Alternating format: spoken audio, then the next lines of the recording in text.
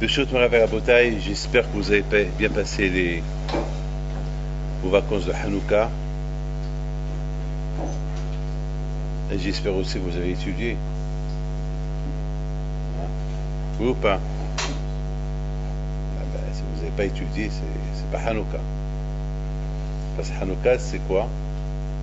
Hanouka, c'est la fête de la Torah. Et je voudrais simplement vous dire que cette année-là, de Hanouka, c'est pas Hachouchalom pour vous dire que c'était des vacances. J'ai pas eu de vacances. Mais j'ai jamais senti Hanouka comme cette année. Bémet. J'ai jamais dans ma vie senti la fête de Hanouka comme cette année. C'est pas parce que j'ai allumé mieux les veilleuses de Hanouka, c'est que j'ai compris plus ou moins c'est que c'est quoi Hanouka. Vous savez, beaucoup des fois, on croit qu'on sait, on ne sait pas. Il y a beaucoup de gens qui divorcent après 30 ans de mariage. Ils s'adoraient, mais j'en ai vu ça beaucoup de fois dans ma vie, même après 40 ans, même après 50 ans de mariage, plus que ça. Et à la fin, ils divorcent. Ça veut dire que finalement, c'est un amour qui s'est éteint. Il ne faut pas que ça s'éteint avec la Torah, il ne faut pas que ça s'éteint. Hanouka, c'est la fête que Ma'alim Bakodesh, Vimamshichim La'alot Bakodesh. On a lu une, après deux, après trois bougies, après quatre bougies, après cinq bougies. Quand ils disent Beth Hillel, Ma'alim Bakodesh, il faut toujours progresser, il faut toujours monter bien. Il faut toujours bien avancer. Et là-bas, il faut qu'ils arrêtent. C'est un shior, il y a un shior. Lorsque Ma'ali Bakodesh, ça veut dire que c'est quoi Ma'ali Bakodesh? C'est-à-dire on progresse, on monte et on monte et on continue à monter et à monter et à monter. Et on n'a pas le droit de s'arrêter. Mais une fois qu'on a allumé les 8 bougies de Hanouka, ça ne veut pas dire que c'est la fin, mais c'est à toi de continuer chaque jour. Mais de la suite, c'est à toi. C'est à toi. Vous savez, quelqu'un qui réussit dans les affaires, il ne va pas dire qu'il va s'arrêter. Il a réussi dans les affaires, il continue. Même s'il a, au Hachem, il a bien réussi, ben il continue. Parce qu'il n'y a pas de limite. Pour faire le bien, il n'y a pas de limite. Et ça me dérange. Il faut qu'ils comprennent.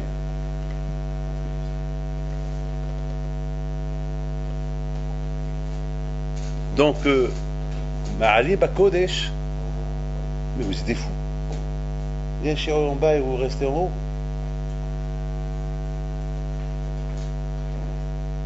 Donc, à Boutaï, lorsqu'on dit Ma'ali Bakodesh, alors,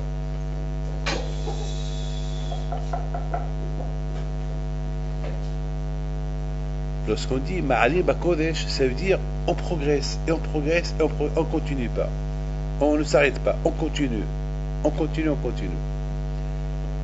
Alors, la question que chacun de vous va se poser, pourquoi cette année c'était une année spéciale pour moi, pour comprendre un peu mieux Hanouka?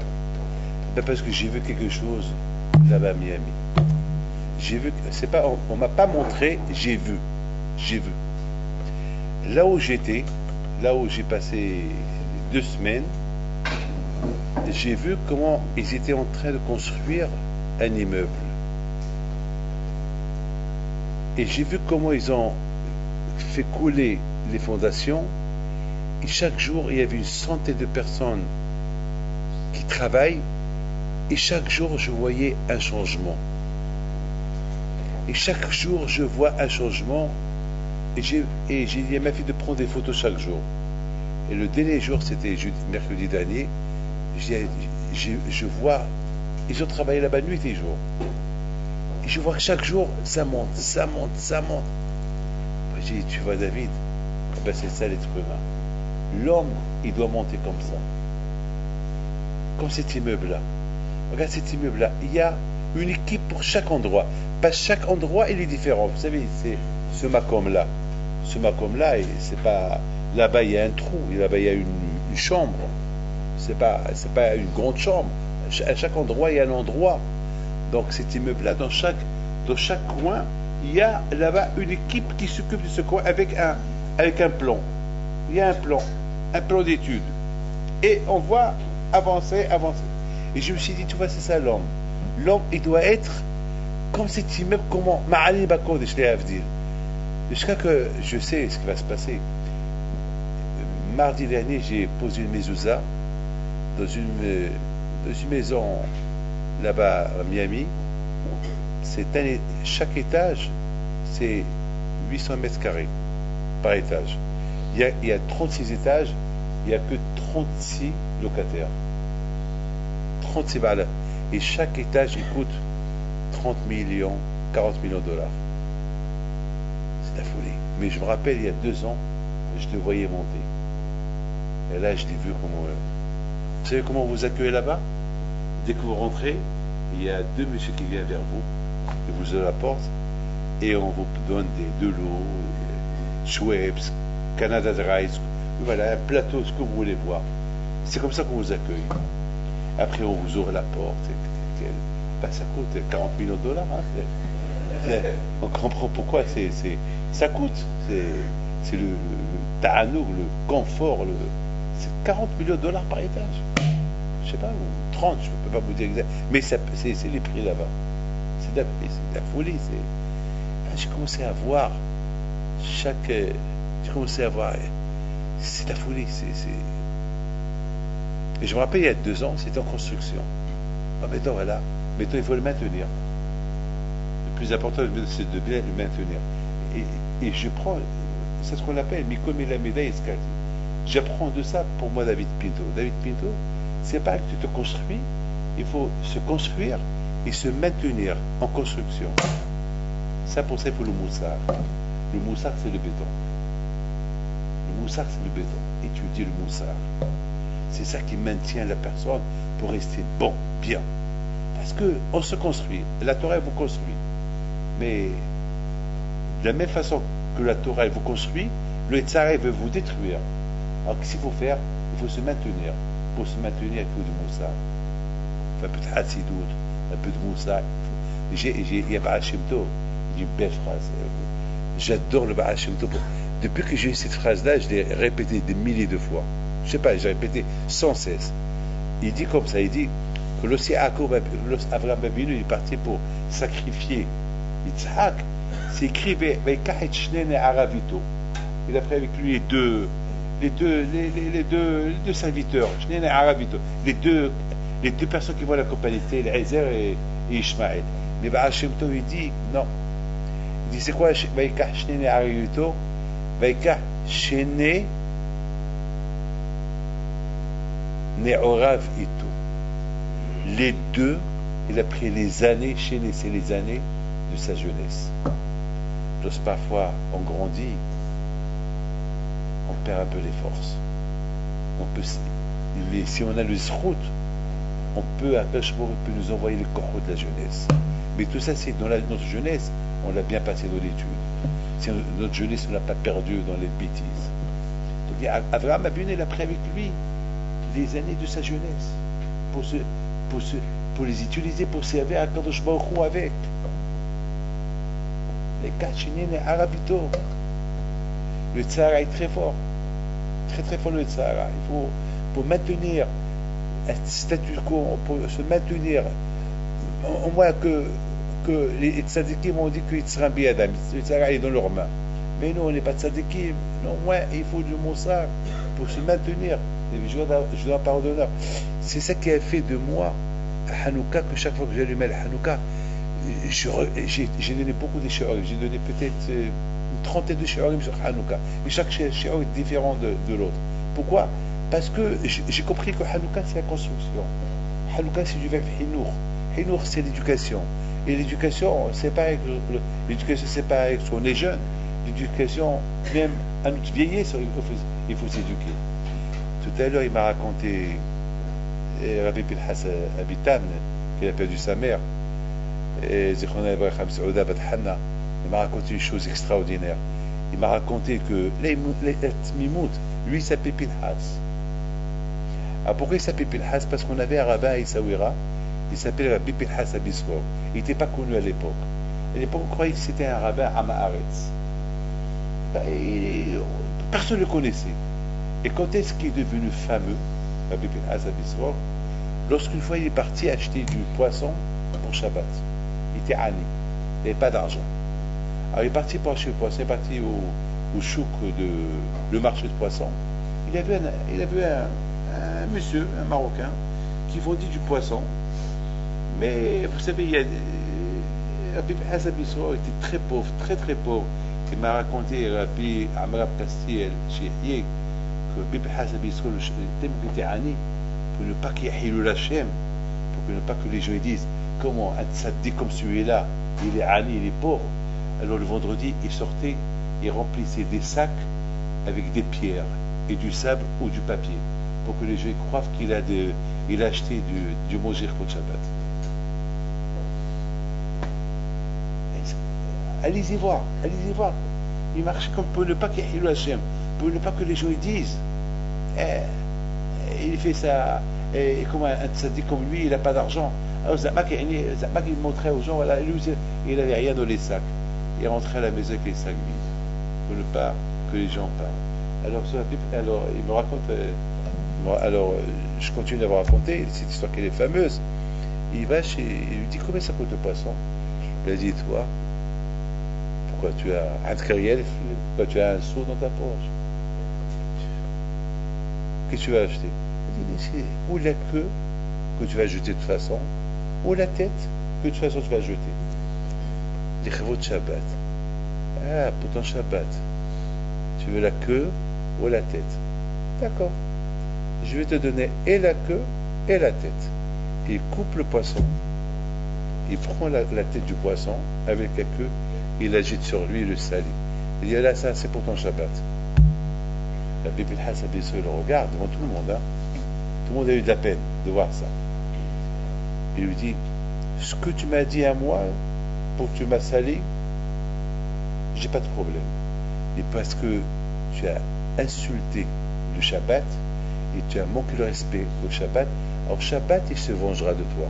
À l'instant, le monsieur est tombé, il est mort. Devant tout le monde. Et à partir de cette histoire, tout le monde a commencé à respecter Rabbi Pilhas Abisror. C'est la folie. Pour arriver à ça, il faut permettre progresser. C'est un progrès. Pour arriver à ça, c'est un progrès. C'est une histoire que tout le monde raconte. On connaît cette histoire. C'est une histoire à Botaï qui nous donne beaucoup à réfléchir. Mes amis, je voudrais simplement vous dire que maintenant, Baruch Hashem, qu'on a plus ou moins compris c'est quoi le sens de Hanouka. Le sens de Hanouka, comme qui dit le Bah.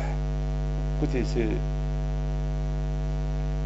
le Bet Hadash, il rapporte ce que je vais vous dire. Il dit que quelle est la raison pourquoi il y a eu ce drame que les Vanim, ils sont rentrés au Beth Amikdash, ils ont rendu le Beth Amikdash impur, ils ont cassé le Mezbeah, ils ont éteint la menorah, et il dit le Bah, Mishum Shiniterash lo ba'avoda. Parce que les Kohanim, ils se sont un peu délaissés dans la avoda. Ils se sont un peu délaissés. Ça veut dire, c'est pas qu'ils n'ont pas fait la avoda, c'est pas que les Kohanim ne sont pas partis au Beth Amikdash travailler, non. Ils sont partis au Beth Amikdash, ils ont travaillé. Mais ils n'ont pas fait la avoda à Bizrizout. Je m'excuse de vous dire cette phrase, je l'ai dit pour moi aussi. J'ai dormi hier soir très très tard. Et on m'a réveillé à 6h30 et je me suis réveillé pour venir. Quelle est la raison? Je suis en décalage horaire, j'ai dormi que quelques heures, mais qui m'a donné la force de me réveiller? Parce que je savais que j'avais un shiur, un grand shiur à donner par téléphone avec mon Israël. Donc ça veut dire que j'avais une siba. Donc si j'avais pas cette siba, peut-être je ne me serais pas réveillé.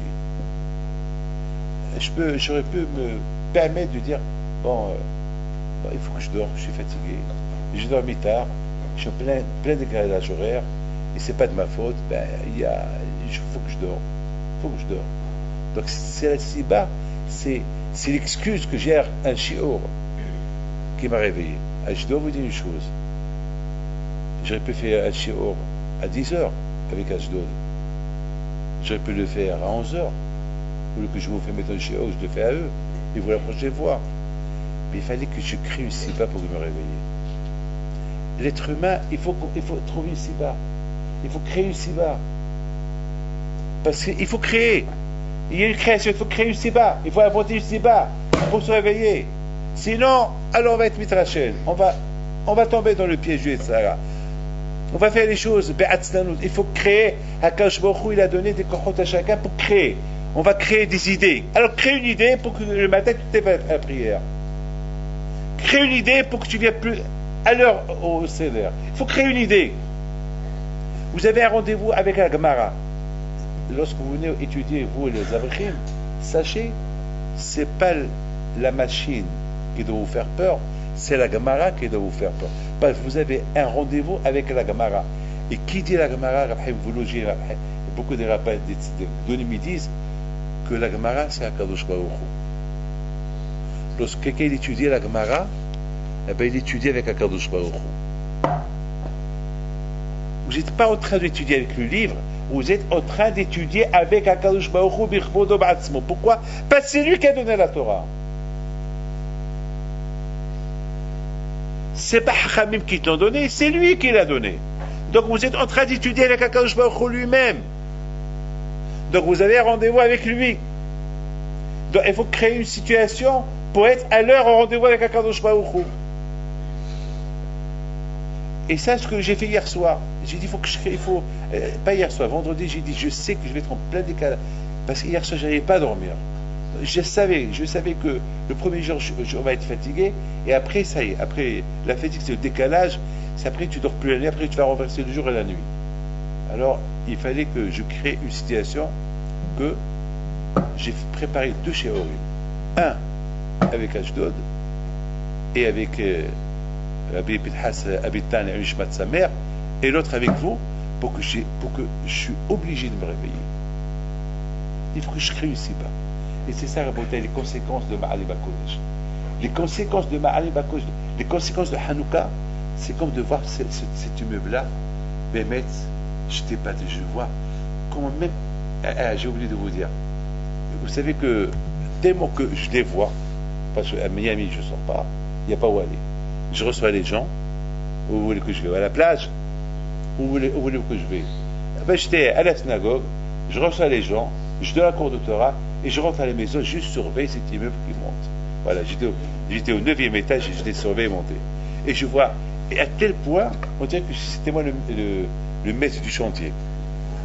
Ben, à tel point que je voyais, écoutez bien, je voyais qu'ils ont fait une erreur dans un coin, parce que j'ai vu le poteau qui était maouès, qui était un peu tordu. J'ai dit, c'est pas possible. Là c'est pas. J'ai dit, peut-être c'est un poteau spécial, mais c'est pas possible. Tous les poteaux, ils sont droits, celui-là, il est tordu.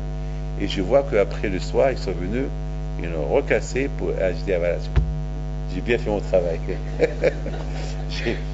j'ai bien surveillé. Voilà, on apprend. On apprend et ne pas être tordu. Vous savez que c'est ça Hanouka. Hanouka, c'est lorsqu'on éduque les enfants, lorsqu'on s'éduque, il faut s'éduquer à monter droit, à montrer de Derech Yachar.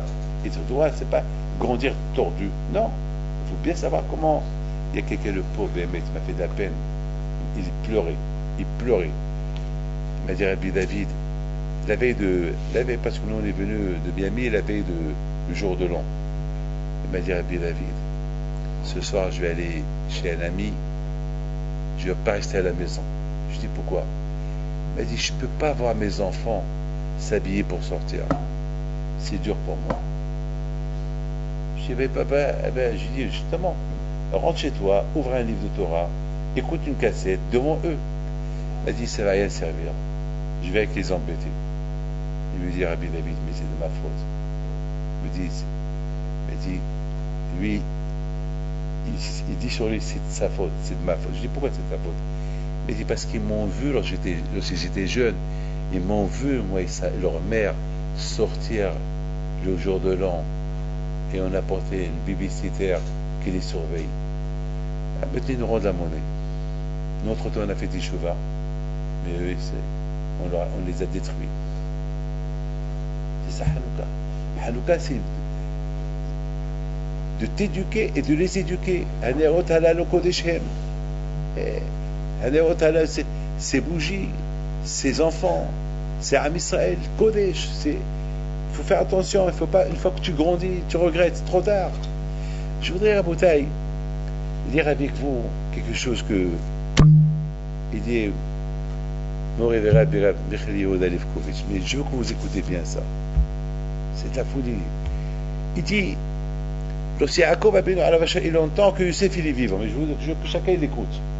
Ça, c'est des paroles d'un gadol. Voilà, oh Youssef Hay. Youssef il est vivant encore.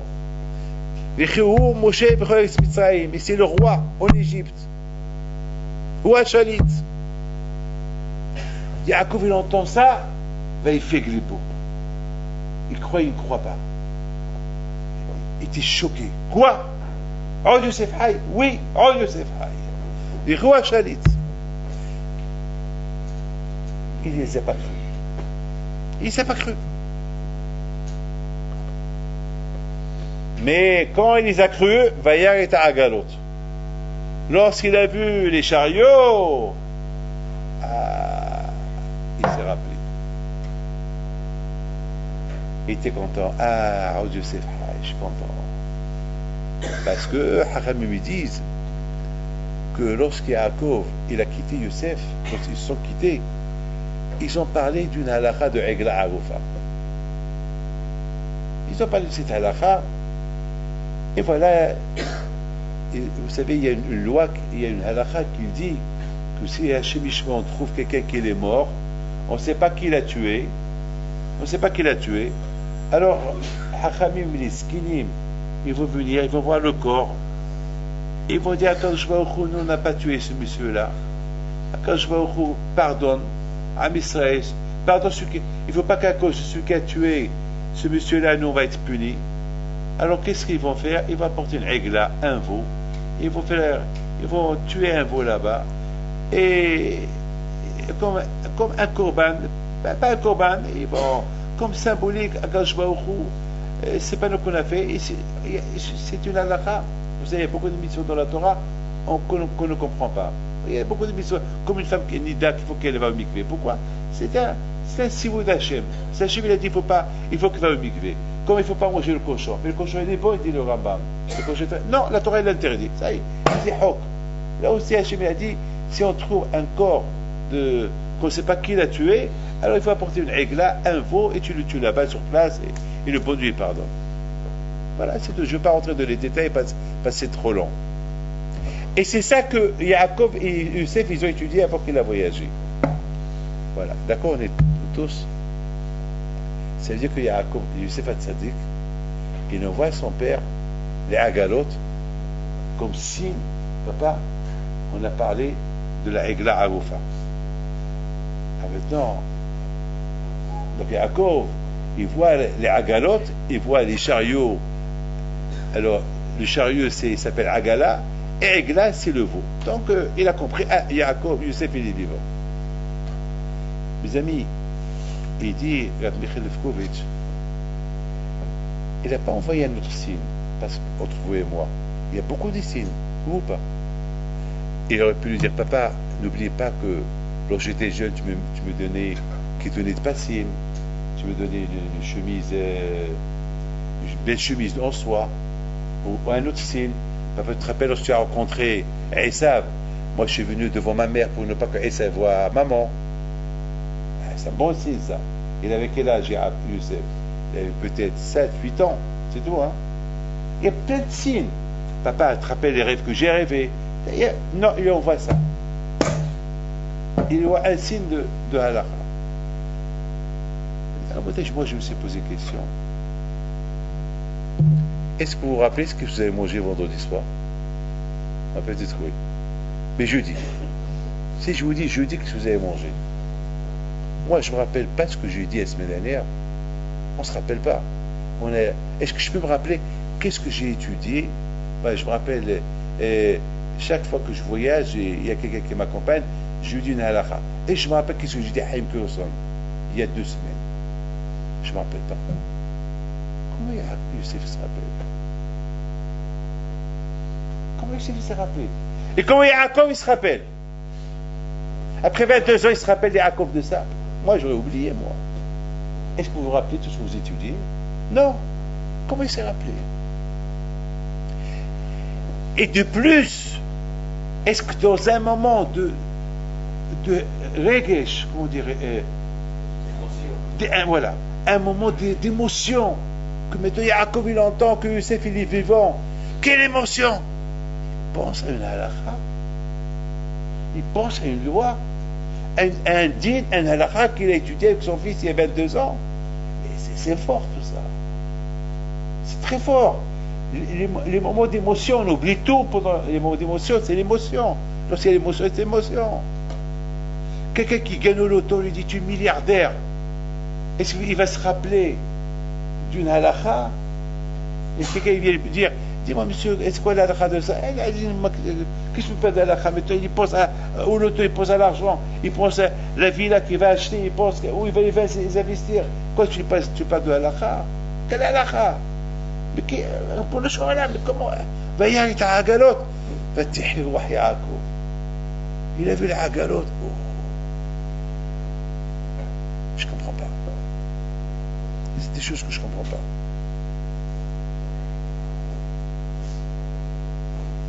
Avec tous les baïotes qu'il a eu, Youssef Hatzadik, le pauvre, pendant 22 ans, il se rappelle encore de ça là. Toutes les baïotes, tous les problèmes qu'il a eu, miskin. Toutes les souffrances qu'il a souffert. Au fait, j'ai beaucoup réfléchi. Beaucoup réfléchi. Je peux vous poser une chose. C'est toujours lorsque quelqu'un a un choc, ce choc-là qu'il a beaucoup marqué, il va toujours se rappeler de ce choc-là. Donc on aurait pu dire, le choc qu'il a eu Youssef, c'est ça qui lui a fait rappeler la halakha. Mais ça ne veut pas dire qu'il est tzaddik. C'est le choc. Son père lui a donné la halakha, il se rappelle de cette halakha, après il l'a jeté dans le puits. Donc toujours qu'il se rappelle de cette halakha, il se rappelle, chaque fois qu'il se rappelle du puits, il se rappelle de la halakha. Donc je l'appelle qu'il est tzaddik. C'est pas une preuve qu'il est tzaddik. Qu'il n'est pas tzaddik. Non, on dirait que pour Yaakov il est tzaddik parce qu'il a envoyé. C'est celle là qu'on a étudiée avant que je t'ai quitté, et ça veut dire que voilà, c'est la preuve que je suis toujours à tzaddik. Non, ça ne veut rien dire. C'est le choc. Vous savez, Rabotai, j'ai ici, regardez. Si vous avez un peu de temps, vous allez voir, j'ai ici une petite marque. Une petite marque. Eh bien ça, c'est la marque d'un de mes frères qui m'a frappé avec une bouteille. À Essaouira, il y avait à un moment donné, il faisait la publicité d'une bouteille de mahia de Taurilt. Je ne sais pas si vous avez Taurilt. Une petite bouteille de mahia. Et avant, on n'a jamais vu des petites bouteilles de mahia. Aujourd'hui, hier. Mais à l'époque, une petite bouteille de mahia, c'était l'azib, c'était magique. Parce que toujours on connaît les bouteilles. Et là, une petite bouteille comme ça. Alors moi et mon frère, on s'est disputé pour cette bouteille. Il prend la bouteille, il la jette sur moi et il m'a marqué à vie. Donc chaque fois que je vois cette marque, je me rappelle du coup que j'ai reçu. Mais je ne me rappelle pas s'il y avait une halakha, ce que j'ai étudié à l'école après je suis parti à Talmud Torah. Parce que j'étais à Talmud Torah. Mais je ne me rappelle pas qu'est-ce que j'ai étudié. Alors voilà, je ne me rappelle pas. Alors pourquoi? Parce que je me rappelle du choc, mais pas de la halakha. Mais là, Youssef, il se rappelle de tout. Donc on doit trouver une réponse à ça. Vous n'avez pas vu, Rabotai, que l'histoire de Youssef, toujours on allait à la période de Hanouka, ou pas? Toujours l'histoire de Youssef à Hanouka. C'est Ma'ali Bakodesh. Si Youssef est resté tzaddik, c'est passe tout le temps Ma'ali Bakodesh. Depuis le jour qu'il a quitté son père, Ma'ali Bakodesh. Mais le pauvre, il est esclave. Le pauvre, il souffre. Alors, comment il va être Ma'ali Bakodesh? Comment il va progresser dans la Kedusha? Comment, le pauvre? il n'a pas le temps. Il souffre, il est esclave. Comment il va progresser? Comment il va rester tzaddik? Il s'est attaché à cette halakha. Il s'est accroché à cette halakha. Cette halakha que son père lui a enseigné de Egla Arofa, il la répète, il la répète, il la répète, il la répète. À travers cette halakha, il est resté un bon tzaddik. Lui, c'est pas tzaddik. Comme la Gemara, elle raconte qu'il y a un monsieur qui est mort. Et personne n'est venu à son enterrement. La Gemara raconte ça. Et puis, soudainement, il y a une femme qui court. Réveillez-vous, réveillez, il y a un grand tzaddik qui est mort, il y a un grand tzaddik qui est mort. Réveillez-vous, il faut faire les baïas. Et tout le monde s'est réveillé. Les rabbanim, les tanaïm, tout, et tout le monde est parti. Et un grand tzaddik, ils sont partis. Bon, ils ont fait un grand kavod.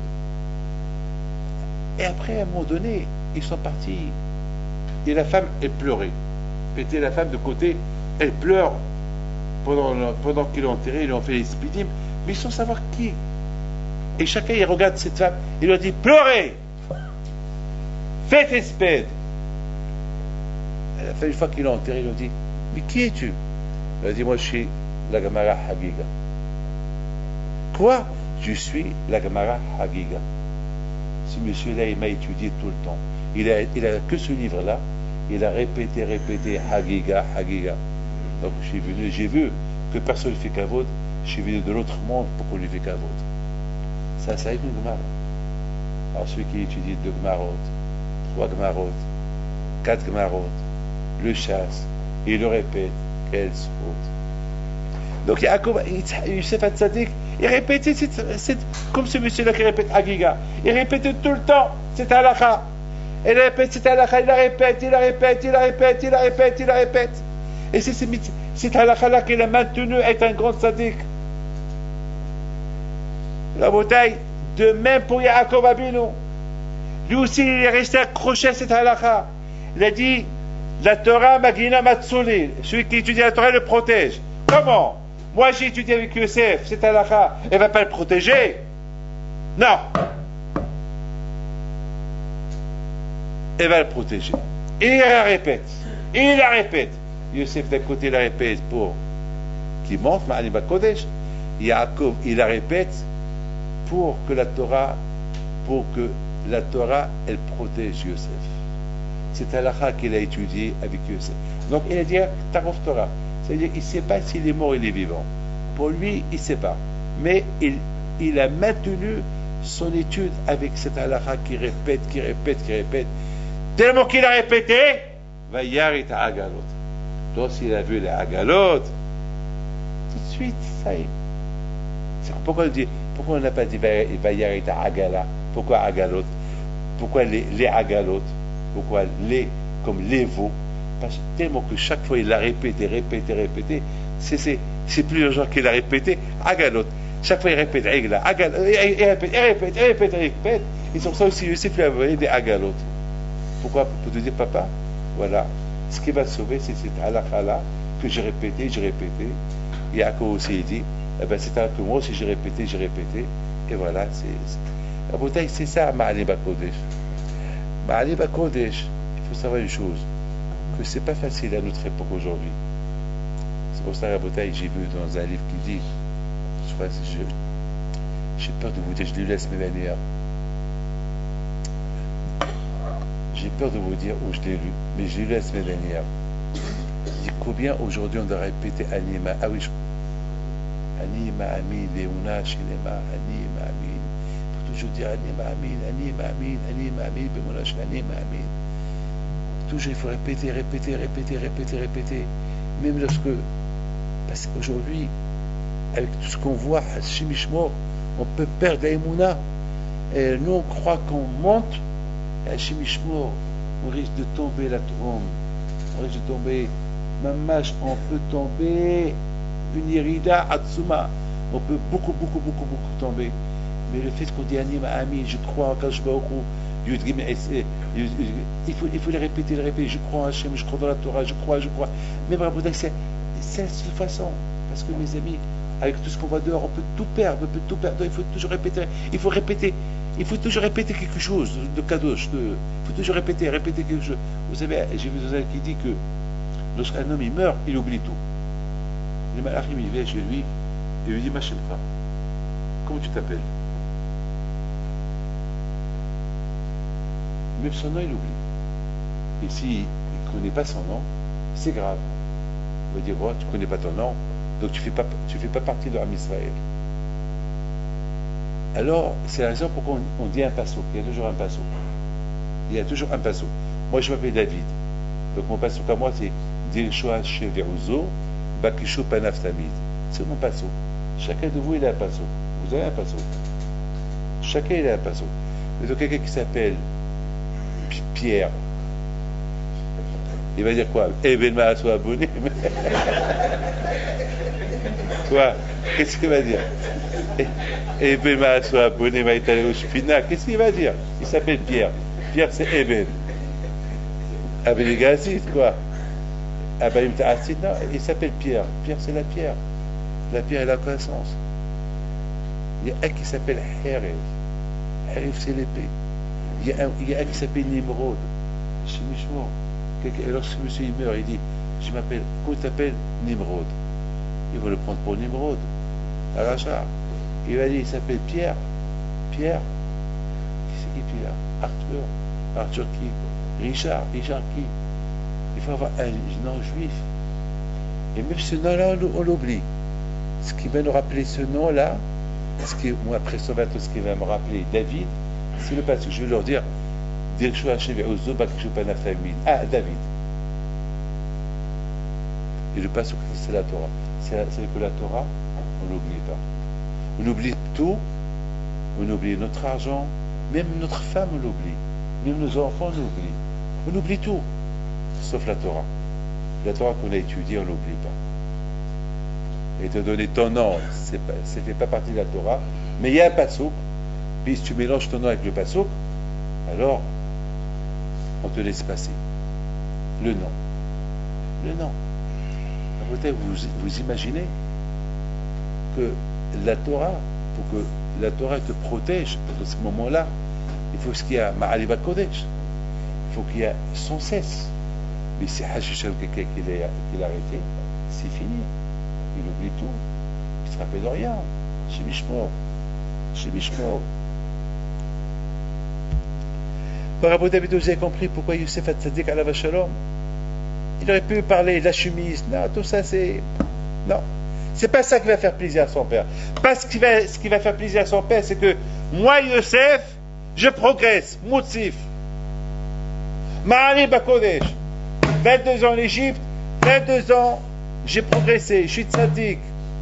Je suis pas le Youssef que. Parce que s'il lui dit, il lui donne des signes, d'autres signes familiales, alors très bien, bon, Dieu vivant, physiquement, mais spirituellement, tu es mort. Non, papa, je suis vivant, et physiquement, et spirituellement. Voilà, n'oubliez pas, Rabotai, que l'Égypte, à cette époque, c'était Arvat Haaretz, c'était. La Gemara dit qu'il y avait 10 mesures de Touma qui sont venus dans le monde, 9, l'Égypte les a pris, une mesure de tomate dans le monde entier, il a pris. Alors, un beau gosse comme Youssef Hatzadik, qu'il aurait pu être assimilé déjà. Non, Youssef n'a pas été assimilé, parce que cette répétition de la halakha, il répète. Il la répète.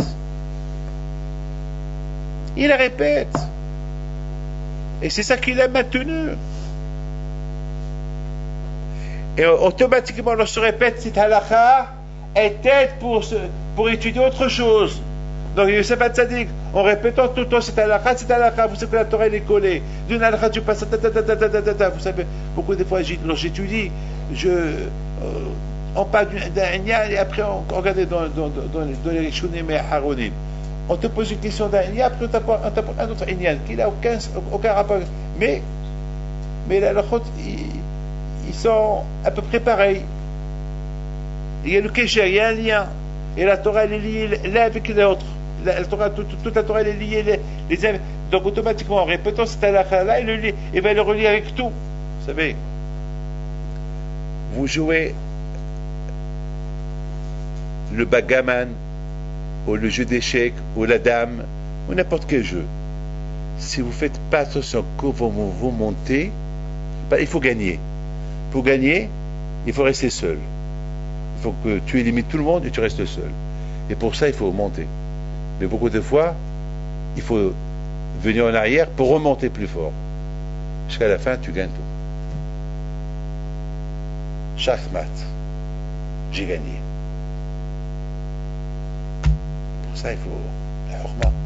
Pour ça, il faut être concentré. Il faut se concentrer. Eh oui. En venant cette semaine de Miami ici, il y a une femme à côté de moi. Dès que on s'est installé, c'était la veille du jour de l'an, elle demande champagne. Champagne. Alors l'hôtesse, il lui dit on ne peut pas vous donner champagne maintenant, c'est jusqu'à décollage. Il lui dit mais en France, il est déjà 2 heures du matin. Donc ils sont en train de fêter. Il lui dit mais madame, on est en Amérique. En Amérique, il est à peine 8 heures. Alors il commence à faire des pile-poule avec lui. Alors il commence à faire des comptes avec lui. Vous savez qu'est-ce qu'il lui dit? Madame, je ne peux pas discuter avec vous. Je dois m'occuper maintenant. Le champagne, vous donne autant de champagne que vous voulez, mais après le décollage. Je vous donne la parole d'honneur. Elle a pris son calculateur, elle et celui qui est à côté, je crois que c'est un mathématicien les deux, ils faisaient le calcul où ils sont situés pour la bonne année, pour se souhaiter bonne année. Alors l'autre, il lui dit, vous savez quoi, madame, ici, on va d'après l'Amérique. En Amérique, c'est pas comme minuit. Ici, c'est pas minuit. En France, il est 2h, 3h du matin, mais ici, en Amérique, on n'est pas comme minuit. En mettant plein vol, il lui dit, mais dans cet endroit, on se trouve, à cet endroit, il est minuit. Donc, il faut annoncer la bonne année. Alors, il lui dit, écoutez, le pilote, déjà, avant le décollage, il a souhaité la bonne année à tout le monde. Il ne veut pas réveiller tout le monde, mettre à cette heure-là pour vous, pour souhaiter. Mais oui, il faut. Alors, il dit, madame, vous savez quoi? Je vais vous apporter une bouteille de champagne au sort. Ça, bois. Il apporte, je vous la parole d'honneur, Hachem, il est témoin. Vous savez ce qu'elle a vu? Mais quelle bouteille, quelle deux bouteilles. Jusqu'à qu'elle est tombée dans les pommes. Jusqu'à qu'ils l'ont pris aux toilettes, et là-bas, elle a tout vomi. Et moi, je n'ai pas dormi. J'étais émerveillé. J'ai dit, Hachem, Marabou Ma'aseka Hachem. Moi, j'étais en train d'étudier, j'écrivais.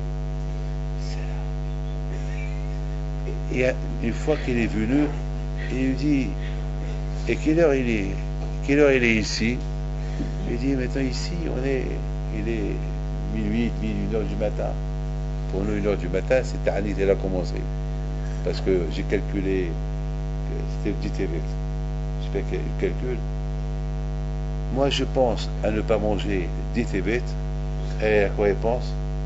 Et après avoir tout vomi, et vers champagne. Ça lui a dit, Madame Dodo. Il a apporté un verre de coca. Elle a dit, mais c'est quoi ça? C'est du coca. Champagne. Madame, non, vous ne pouvez pas boire du champagne, c'est fini.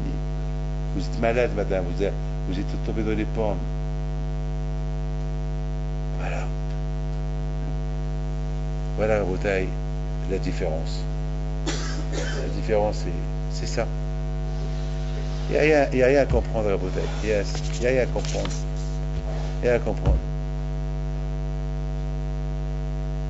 C'est la folie, Rabotaï. Yaakov Avinu. On vient lui annoncer, Yaakov, Yosef, il est vivant. Il ne croit pas.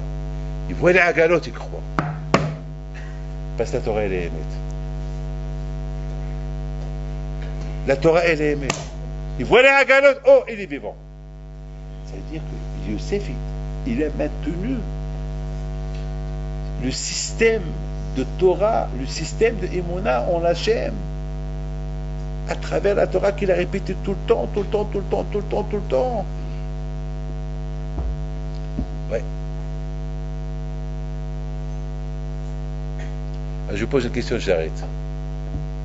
Pourquoi Yaakov, Youssef, il n'a pas envoyé une aigla mamash? Un veau. Pourquoi il a envoyé des agalotes? Un veau. Parce que agalote, c'est quoi agalote? Agalote, c'est les chariots. Qu'il envoie un veau.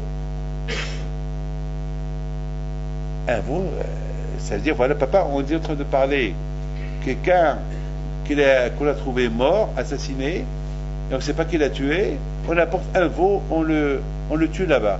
Alors un veau. Et dès que Yaakov il voit un veau bien décoré, ah non, il envoie des agalotes. Alors vous savez, Rabotaï, c'est une belle question. Quelqu'un a une réponse? Et la question, vous avez compris la question. Une aigla. Pas agoufa, pas une aigla sans tête, mais une aigla.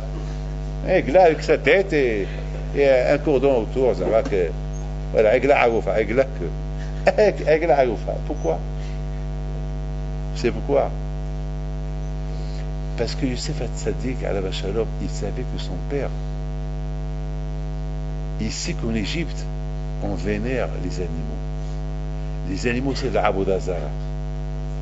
Et si Youssef il a envoyé la Aigla, un veau, il avait peur que son père, il va croire que cette Aigla-là, qu'elle est symbolique à la Abodazara.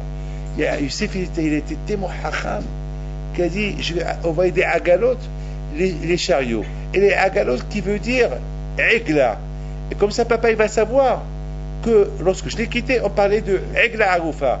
On n'a pas parlé de Aigla Aroufa. Parce que si je lui envoie maintenant une Aigla, et si je lui envoie un veau, il va croire que je crois dans les agalotes des Égyptiennes. C'est comme je fais kavod à la agala, au veau qui est Abodazar égyptienne. Regardez Abouda quel Chokhma le Youssef, et quel Chokhma Yaakov il a eu de comprendre ce que Youssef il a voulu dire. C'est ça le Koh de la Torah. On raconte sur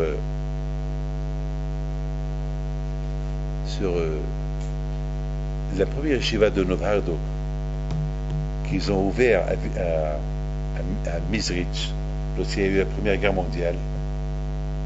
Le Rosh Yeshiva, qui était l'élève de Sava Ben Novhardo, il n'avait pas d'argent de quoi faire Pessah. Et tous ces 200 Bahorim, ils n'ont pas de quoi faire Pessah. Et Pessah, il approche. Et la femme du Rosh Yeshiva, elle lui dit, Pessah, c'est dans une semaine. Je sais, mais j'ai rien. La veille de Pessah, tu sais, Pessah, il approche. Je sais, mais j'ai rien. J'ai rien. Mais Pessah, il arrive. Le Rosh Yeshiva, il va à la poste. Il demande à la poste, est-ce que j'ai reçu une lettre? Bah oui, tu as reçu une lettre ce matin. Et tu as reçu aussi de l'argent.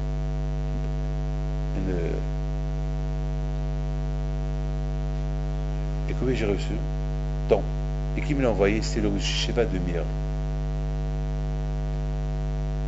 Que lui, le Rosh Yeshiva de Mir, sachant qu'en Ukraine, à Mizrich, il y a là-bas la yeshiva de Novado, que peut-être il est là-bas, c'est en plein guerre, ils n'ont pas d'argent, il a décidé à envoyer de l'argent. Et c'était exactement la somme qu'ils avaient besoin de quoi passer Pessah. Et la famille du Rosh Yeshiva et la yeshiva. Ça, c'est le bitachon au Akadosh Baruch Hu. Lorsque vous avez le bitachon au Akadosh Baruch Hu, tu pries à Akadosh Baruch Hu, il y a quelqu'un qui est amir, il pense à toi. Peut-être tu n'as pas d'argent. Il t'envoie de l'argent et tu le reçois le jour que tu as besoin. C'est la folie, ça. J'ai lu ce matin cette histoire. Vous tous, vous avez besoin de quelque chose, ne me demandez pas. Priez à Hachem. Vous tous, vous n'avez pas besoin de moi. Et de personne. Vous êtes capable. Demandez à Akadosh Baruch Hu. Hachem vous donne. Hachem ne va pas vous priver, mais il faut lui demander. Il ne vous a pas demandé. Il faut insister. Vos enfants, vous voulez que vos enfants soient Tamidei Hachamim. Ils ne vont pas être Tamidei Hachamim seuls. vous le mariez. La femme ne va pas tomber du ciel, il faut prier. Vos enfants, vous voulez qu'ils se fassent il faut prier. Il faut leur donner, il faut prier. Il faut répéter, répéter, répéter. Moi, ce que je veux, je demande à un coach. Je vous donne ma parole d'honneur. J'ai vu une histoire la semaine dernière avec quelqu'un. À un moment donné, j'ai beaucoup compté sur lui, qu'elle allait beaucoup me donner. J'ai dit, Allah, David, allez, maudit l'homme qui pense à un homme. Lorsque j'ai dit ça, Béhémet, Hachem, il est témoin, le même jour, un inconnu, il vient, il me donne 2 fois, 3 fois plus. C'est tout. Mais il faut l'enlever de ton cœur. C'est tout. Il faut savoir. Yaakov ibn Alav Shalom, à travers la émouna de cette halakha qu'il a répété, c'est pas possible. Cette halakha, je l'ai enseigné à mon fils. C'est pas possible que mon fils il va mourir. Il a dit, Tarouf Torah Yosef, c'est tout. On sait, je sais pas, peut-être il est mort, peut-être il n'est pas mort. Mais attends, j'ai enseigné cette halakha. Il a tenu à répéter cette halakha. Et cette halakha, il a emmené à d'autres halakhot. Yosef, de l'autre côté, lui aussi, il sait que si son père lui a dit cette halakha, c'est que cette halakha, c'est elle qui va le maintenir pendant le laps de temps qu'il va rester loin de son père. Alors, il a répété cette halakha, il a répété, lui il a répété, d'autres il la répète, et à la fin, il lui envoie les agalot. Et lorsque Yaakov il a vu les agalot, pendant l'émotion, ce qu'il a le plus, ce qui a dépassé l'émotion, waouh, mon fils encore, il tient cette halakha. Il répète encore cette halakha. Il était encore accroché s'il était accroché à cette halakha, c'est qu'il est tzaddik. Voilà. Et c'est comme ça la bataille, c'est comme ça. Et c'est pour ça, hier il est à Agalot. Youssef et Binyamin, ils sont là, ils s'embrassent. À quoi ils pensent? Pendant ces moments d'émotion, Youssef et Binyamin, à quoi ils pensent? Ils pensent à quoi? Ils pensent aux 2 Beth Amikdash qui vont être détruits. Youssef il pleure pour le Beth Amikdash, Binyamin pleure pour le Mishkan Shilo. Voilà à quoi ils pensent. Voilà alors. Pourquoi? C'est à cause de cette halakha encore. Parce que dans une halakha, cette halakha elle est liée à toutes les halakhot du monde. Lorsqu'on répète une halakha, cette halakha elle va te maintenir sur les rails toute ta vie.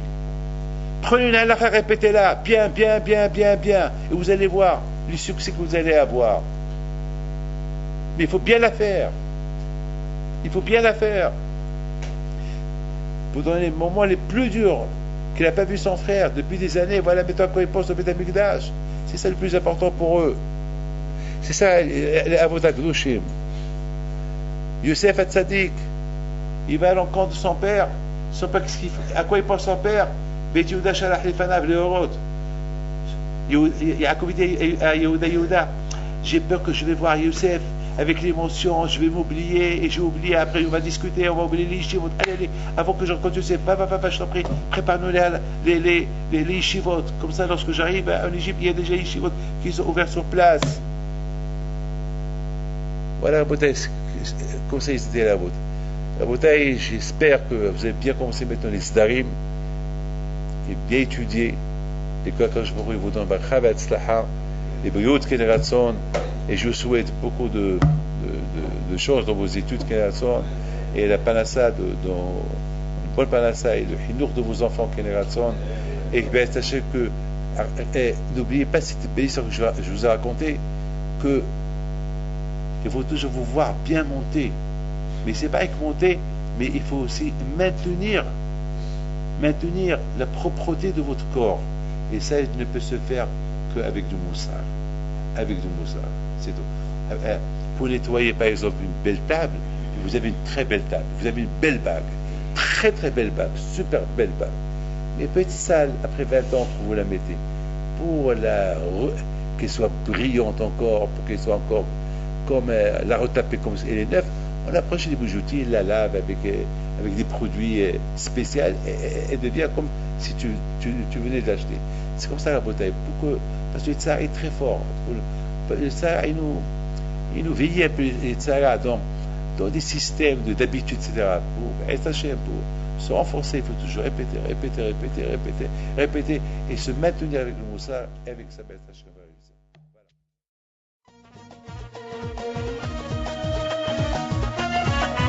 Voilà.